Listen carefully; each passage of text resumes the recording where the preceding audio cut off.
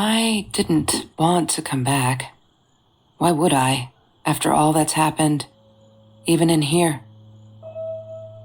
So, where is the journal?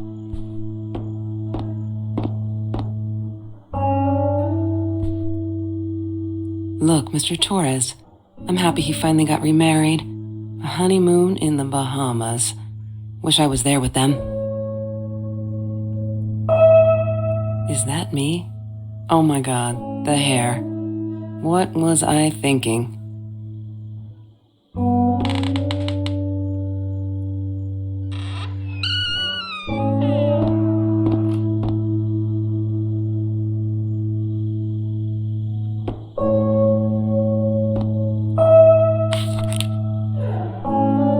Hi, Kelsey. Yes, I'm talking to you. I know you've been reading my journal. Can I ever forgive you for what you did? Honestly, I don't know.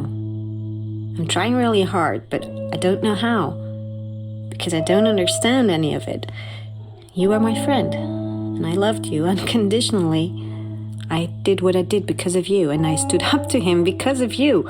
But you, I don't know. Right now, I can't be near you, so I don't want you to come find me. I promise I'll be all right. Marie. Except she wouldn't be. She would not be all right.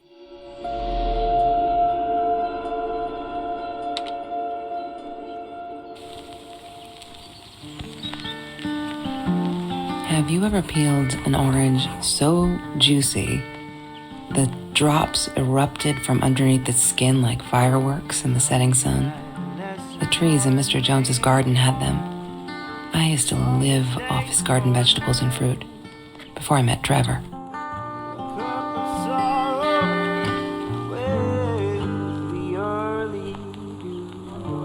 That's Trevor's phone number. He called her. I knew he blamed her for everything, though she should have blamed him for what he did to her and Mr. Torres.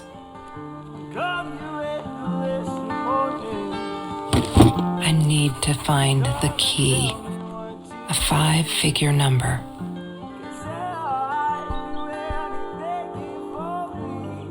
I couldn't afford a car, and Marie didn't want one, so we rode our bikes everywhere. I thought I looked silly, and with those damn sparkly shoes, I probably did. Yeah, I was losing my glamour status at school right there. Food rescue. Yeah, it was a good place to be, until Marie showed up. I know she didn't mean anything by it, but the pity in her eyes. Worse than being hungry.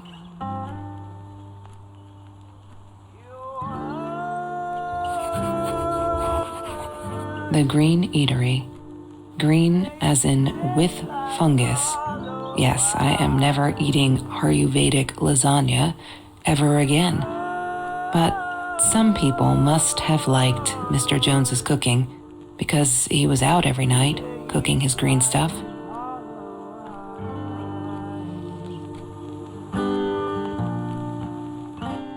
Every Tuesday, the food trucks would roll in. Me and Marie never missed Jorge's tamales. When I was a kid, Jorge would put some aside, just in case my mom was too drunk to feed me again.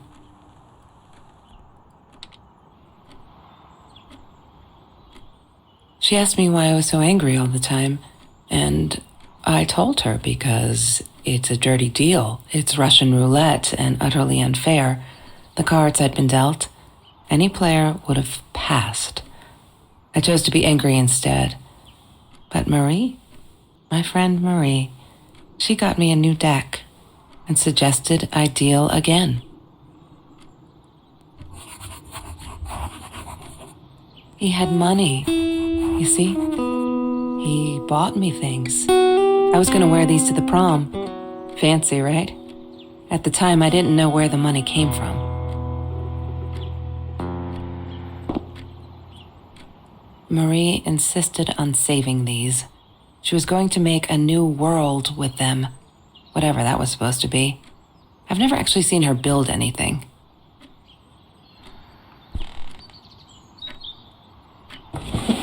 Mr. Torres Torres and Marie were robbed in their own house, not long after we met at Food Rescue. He was stabbed, almost died. She was knocked out with a baseball bat. She was in the hospital for a while, stitches, concussion. She still had headaches, she said.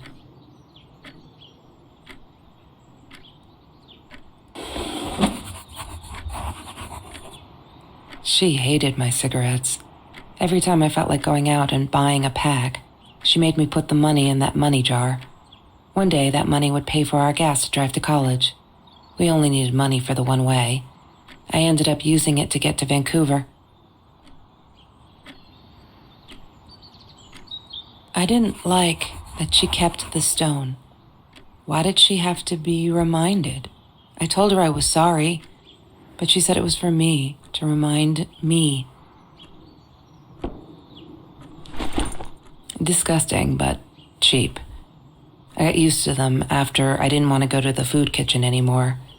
The vicious taste of these meatballs still beat the humiliation of being served by Marie.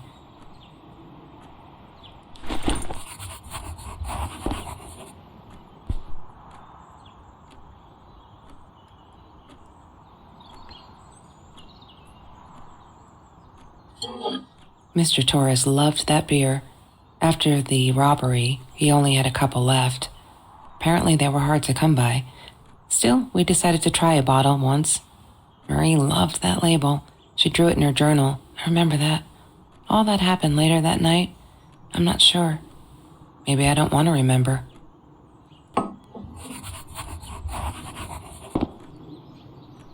I wore those a lot, not to protect my eyes, but to hide them. I didn't want anyone to know.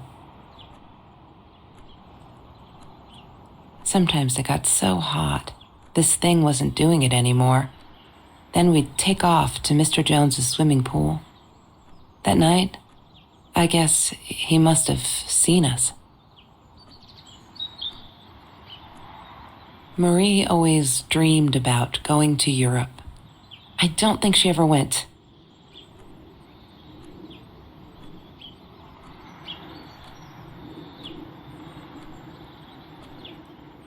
La La Land. That movie was a shit piece of crap. Glad Trevor snuck us in. I don't think I could have handled wasting $20 on that. Never thought I'd see Marie there. Then again, she always was a dreamer. I bet she loved it. She never realized I didn't want to be her friend in public.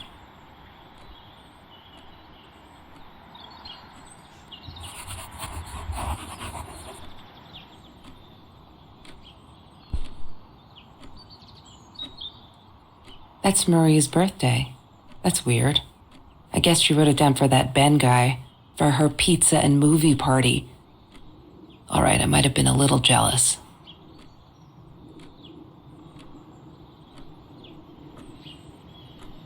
She wouldn't stop about time travel and black holes and stuff.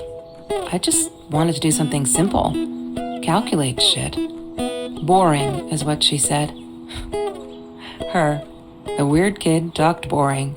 So yeah, we settled on antimatter, because who wants to be boring? Mr. Torres. Thick as thieves, those two. Ever since Lorraine died, they only had each other. Marie was suffering when he was in intensive care. That was a nasty knife wound.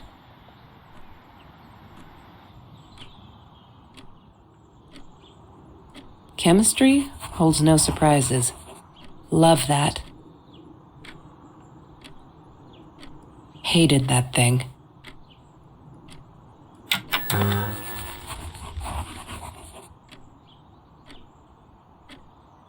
Have you seen this man? Yeah, I've seen him. I thought I was so lucky. An adoring boyfriend, free burgers from the kitchen he worked in, sparkly things he bought me. I thought if I took care of him, he'd take care of me, and we'd get out just in case I didn't get that scholarship. I had no idea where the money came from.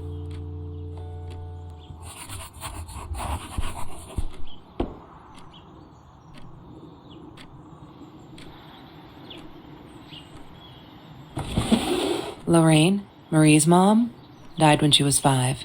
My mother, she might as well have been dead. She looked more dead than alive, anyhow. Passed out on the couch, empty bottles of gin on the floor.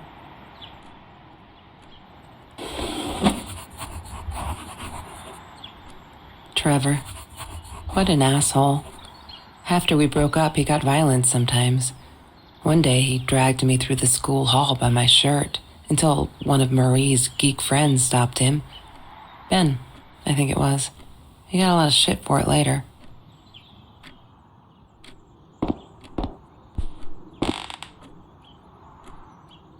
I'm not a shadow person. Yeah, it took me all I had to convince her she wasn't.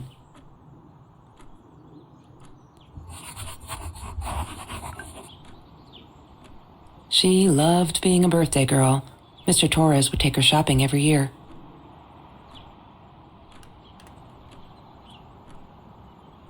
I loved skinny dipping, but Marie insisted on wearing this thing. Really, I mean, it was Mr. Jones's pool, after dark. No one would ever come close to the freak.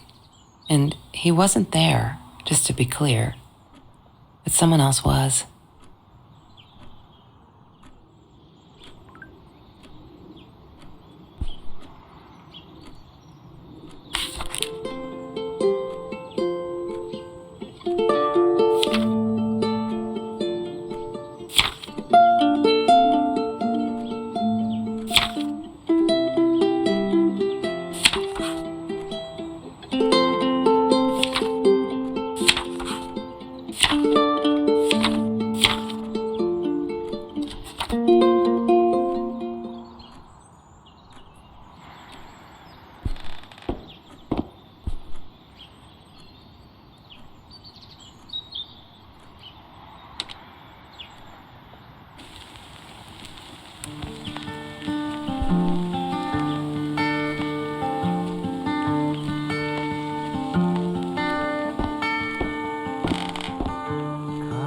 He had money, you see?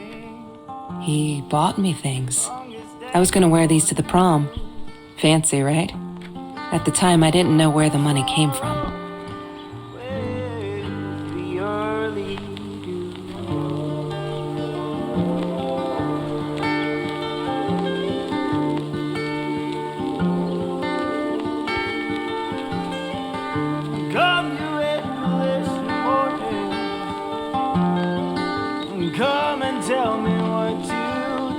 Why does someone need to get hurt before we step up and act, for Christ's sake?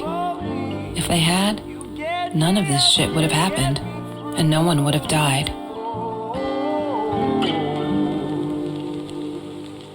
Oh no. Why didn't you tell me, Marie? No wonder you were so frightened. We never should have gone to the Orange Grove.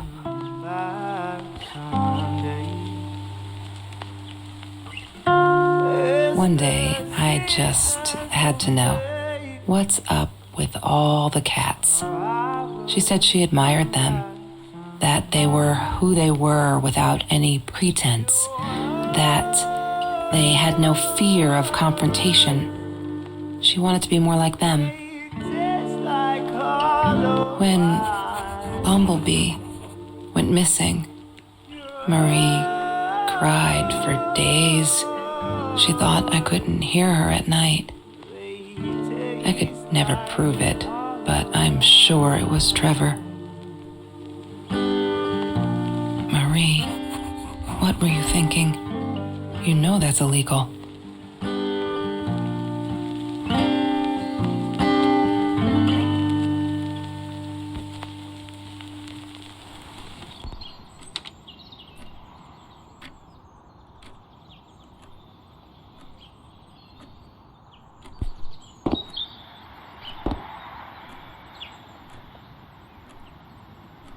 She was my friend, and I had to tell her. So I came back here, throwing stones at the window, but she didn't react, so I threw a bigger stone, and it shattered the glass. She kept the stone as a souvenir to remind her not to trust me ever again.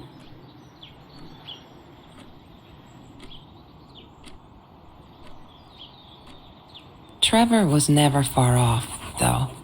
When Marie and I rode our bikes through dark nights just to get a taste of those perfect oranges, I knew he was lurking in the shadows. I never told her, but I think that's how he found us. He followed us back to the room.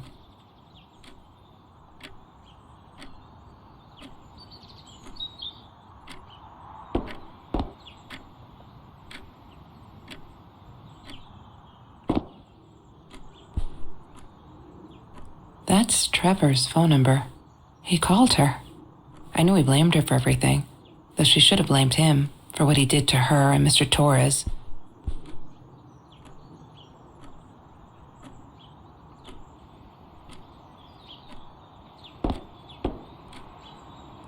There's no such thing as food waste.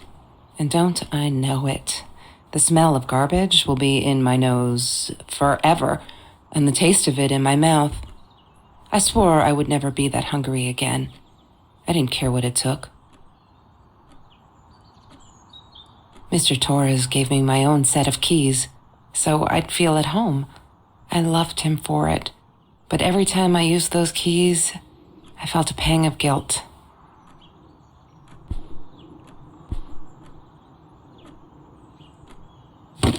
I need to find the key, a 5-figure number.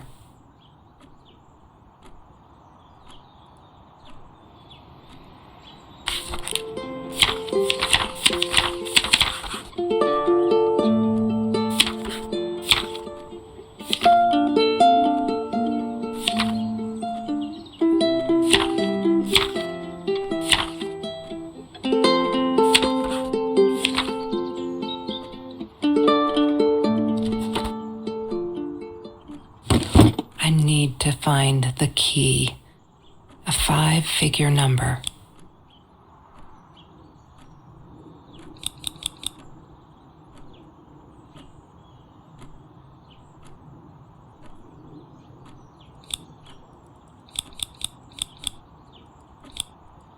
Yay! Good work, Kelsey.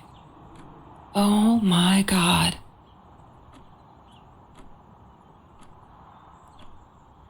The past, like the future, is indefinite and exists only as a spectrum of possibilities. Stephen Hawking said that. I wish it were true. But there was nothing I could do about the past. It was definite as hell. Sometimes I didn't get Marie. I really thought a night by Jones's pool would help her relax. She used to love it there. But she insisted someone had been watching us. I just wanted to have a good time, and she was ruining it, so I said some things I shouldn't have. She just stood there, staring at the window. I was so annoyed. And that's when I knew she'd been right. Trevor. Right there in the room. He'd just come in through the open window.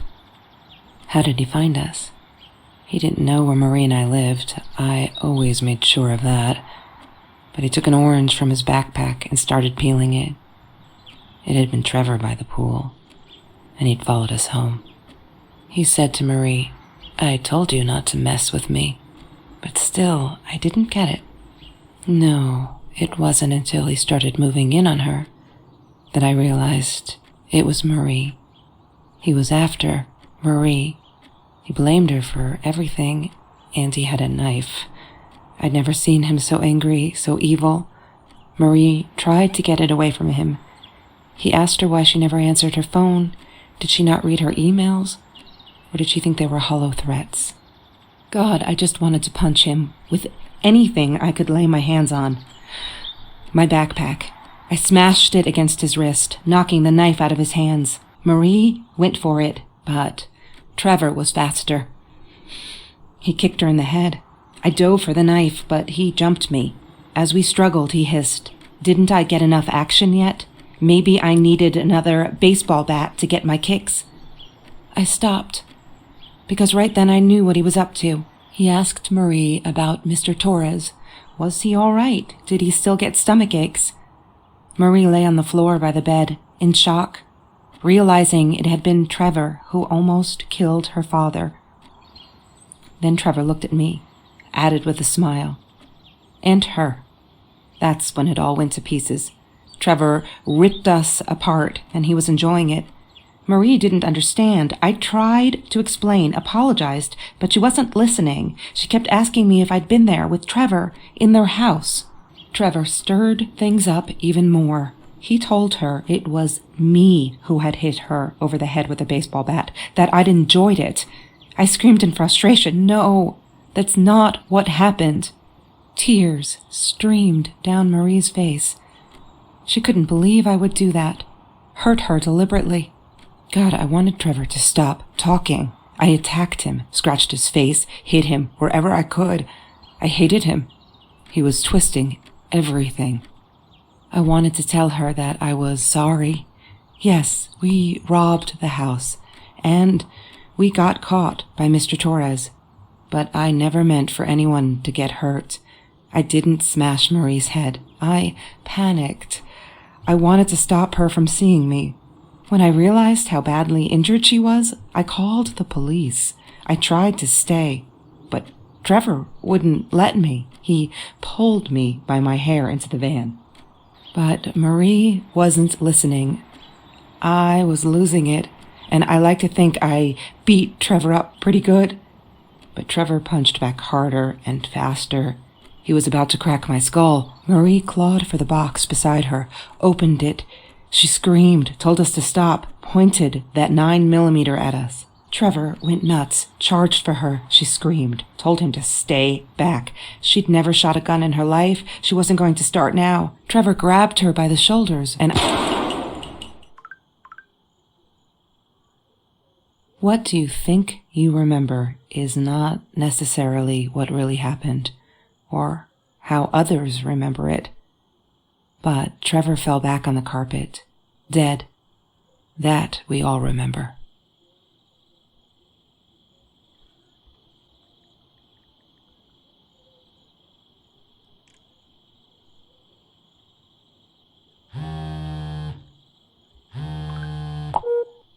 Mom, where are you? Did you get the journal? I'll be down in a minute. Aunt Marie is getting a little worked up here. She threatened to smoke a cigar.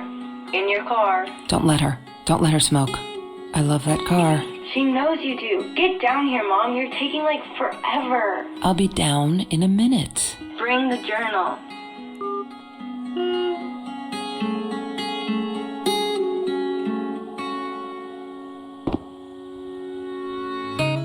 Of course I knew it was her.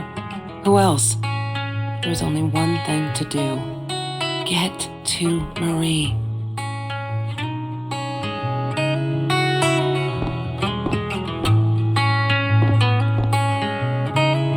She wouldn't talk to me on the phone, so what else could I do? I drove all the way up there to Vancouver, freezing my ass off in that tin can of a car.